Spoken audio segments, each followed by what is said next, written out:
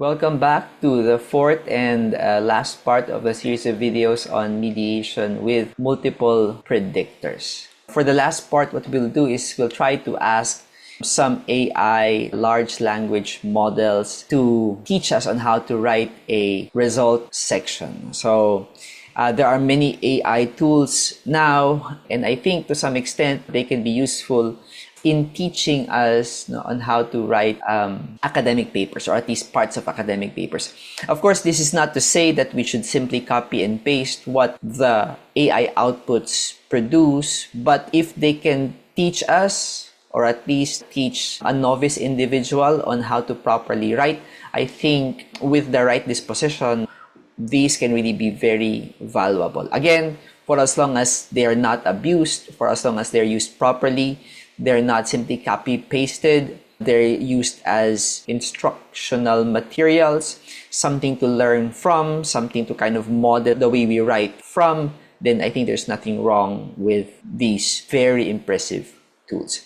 But before we continue, again, I'm inviting everyone to please join the 10% of the people who are subscribed to my channel. And while you're at it, I'm also inviting you to like the video if you think that these videos have been helpful to you, so that the algorithm gods of YouTube notices my effort and kind of promote these videos to other people who might need them. Okay, so this is the prompt that we have prepared.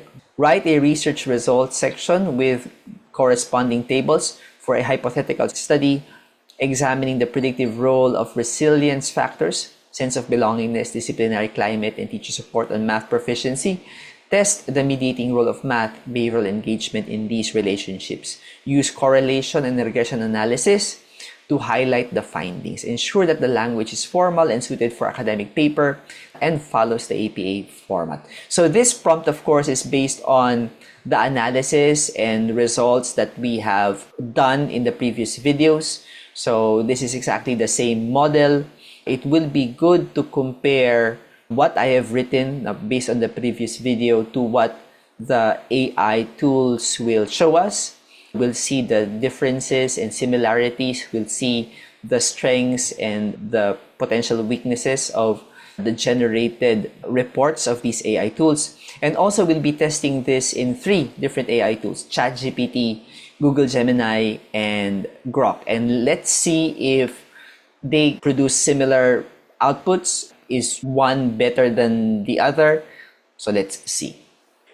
So I'm gonna copy this and let's head on first to the most popular, which is well, I don't know if it's the most popular, but it's the first one, ChatGPT. So let's paste, and then, okay. So it begins with the descriptive statistics and the correlation. The tables are very much identical to what we did. Oh, I forgot to include sex and ESCS as control variables. Let's add that. Sex and ESCS are controlled for. Let's see. Okay. Okay, so let's see. First impression, the result section is divided into subsections, descriptive statistics and correlation. The first table is very similar, although it would have been better if this is already formatted. I don't know if outputs of ChatGPT can italicize text. I suppose they can. So it would have been better if this has been in italics and these are not in boldface. And then, so there seems to be kind of a more detailed output discussing each of the predictor variables. It has a very simple table too. Okay. And then the summary of findings. All right. So quite interesting. Of course, these results are not always the same. You can actually request ChatGPT to produce a slightly different output. Perhaps if there are certain things that you want to have ChatGPT add, for example, to report on the correlation coefficients here, then you can add that as an additional prompt. So let's see. Table 1 presents the descriptive statistics and Pearson correlations for the study variables controlling for sex and ESCS. The correlation suggests that resilience factors were significantly positively associated with math proficiency. Math behavioral engagement also showed significant positive correlations with all resilience factors and math proficiency. The controlled variables, sex and ESCS, were not significantly correlated with the key study variables. So in this case, of course, it's a hypothetical study. ChatGPT did not hypothetically suggest that they're correlated. Okay, so they indicated if it's positive, so that's good. Okay, and then for the mediation, the test of the mediating role of math behavioral engagement in the relationship between resilience factors and math proficiency, we used process macro. So it's specified because I mentioned it in the prompt, with sex and ESCS as covariates. So this is good because not only is ChatGPT reporting the results, but it's also informing the reader what the researcher hypothetically did for the analysis. The analysis was tested whether math behavioral engagement mediated the relationship. And then direct effects, indirect effects, and confidence intervals were estimated. But what about the total effect? So there's no mention. Regression results for sense of belongingness indicate significant direct effect on math proficiency, as well as indirect effect. Now, I'm not sure if ChatGPT means total effect, because direct effect should be discussed after the indirect effect. So, I'm not sure. Personally, what I would do is I would have ChatGPT report the total effect first before the indirect effect, and then the direct effect later. Through math engagement. So this is the indirect effect. But again, I'm not sure what ChatGPT is referring to here. If I have to guess, ChatGPT might actually mean total effect. But I could be wrong. Anyway, you can instruct ChatGPT to discuss the total, indirect, and the direct effect. Okay, it does the same for disciplinary climate and teacher support. The analysis for teacher support revealed significant direct effect on math proficiency with significant indirect effect for math behavioral engagement. Okay. And then, so this is the table. Okay, so too simple for my liking. So it just shows here the direct effect, the indirect effect. Of course, they've already flagged it. So these apparently are standardized regression coefficients. If they are standardized regression coefficients, there should be no lead zero. So that's one problem.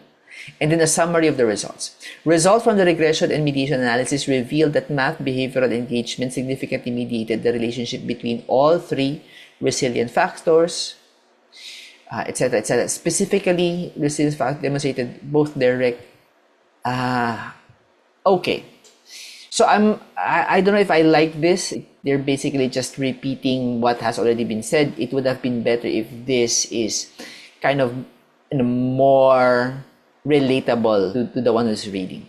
But it's good that it has kind of an implication section.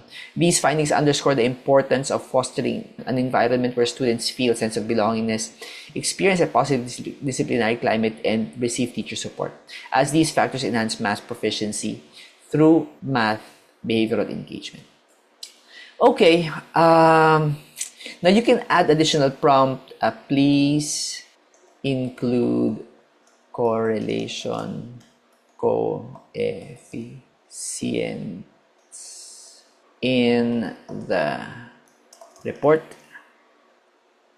Discuss total effects as well. I think what you say as direct effect is actually total effect. So you can kind of scold ChatGPT. Let's see what it does. It still didn't include the correlation coefficients. For the table, all right, so we have a total effect now, we have the indirect effect, and then we have the direct effect. Okay, and it's now reporting the total effect. All right. Do I like it? Not so much. Can it be useful? Maybe, to some extent. Of course, you can always ask ChatGPT to simplify, or you can have more specific prompts.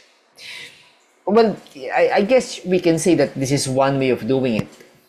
I think this is fine, but personally, not my style. All right, let's ask the same thing from Google Gemini.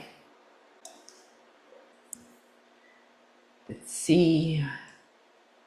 Just a sec. Okay. So there's a separate table for descriptive statistics, a separate table for correlation. So not very conventional, and it doesn't report a specific value. It just tells you that there should be a correlation coefficient here.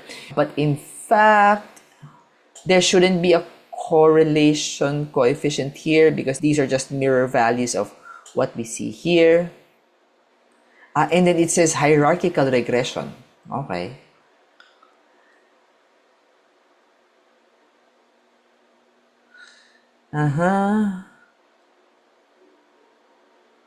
Okay. All right. State the findings. So it's giving you instructions instead of it actually showing a hypothetical report. So it's playing the role more of kind of an instructor.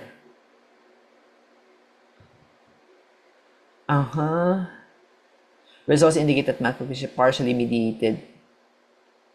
All right. So I don't like the output of Google Gemini. It's remote from what you would see in journal publications. What could be a follow-up prompt? No, could you actually write a hypothetical result section as it might appear in a psychology journal article?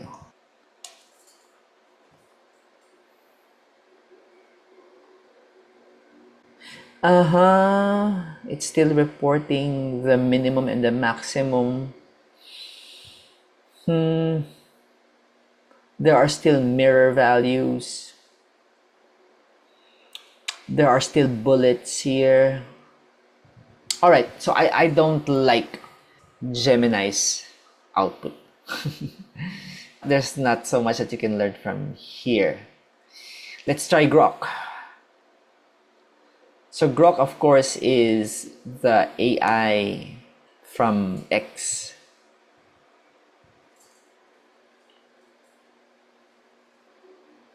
Okay, so I like this because just like what I did, it reminds the reader of what the goal of the study is. Okay. All right. The tables are very similar to what we did, mean, standard deviation. It would have been better if this column has been removed. It would have been better if these notations have been in italics. Table 1, from table 1, all resilience factors, sense of belong, okay, showed significant positive correlation with math proficiency, suggesting that these factors might predict math outcomes. Similarly, math behavioral engagement correlated positively both resilience factors and math proficiency. Okay, I like this. It would have been better if they actually reported the correlation coefficients. For the regression though, okay, so again, it's doing the hierarchical regression format, which is not exactly what we did.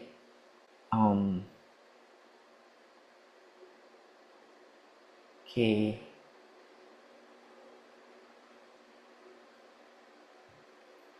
effect on the mediator.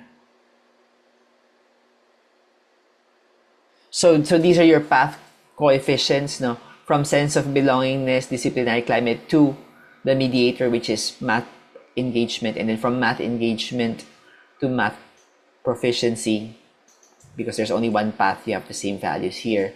And then we have the direct, indirect, and then the total effect.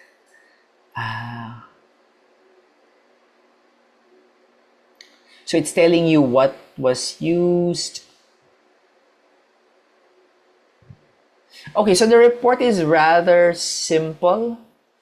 It did not include the statistical values in the write-up, which I guess is okay because it's already here in the tables. Okay. Significantly from. Okay, so it's a rather simple result. But this is the one that I'm a bit confused. No, we did not specify for it to show a hierarchical regression output, but it kind of assumed that our way of analyzing is through hierarchical regression. Okay, so I think among the three, ChatGPT, Gemini, Grok, I like Gemini the least. Grok is kind of simple but usable. There are some things that you can learn from this. But I think what is at least the closest to what I want for my result is that of ChatGPT still. Perhaps with some additional prompt, perhaps it can show a report that is closer to what I want. Perhaps I can instruct it to include more details in the tables. Okay, so overall, I think among the three, ChatGPT is the one which we can learn from the most for now. Okay, so that's it. No, I hope that you learned something. So final verdict, I think there's something that you can learn from these tools, but it would require that you also have your kind of own personal understanding of what you want, and you're not only simply agreeing to what these examples provide. No? And it would be better if you know what follow-up prompts to suggest to the AI. Okay, so that's it. I hope that you learned something, and if you reach this part of the video, if you liked what you saw, please hit the like button, and if you haven't subscribed, please subscribe, and I'll see you in the next. Bye.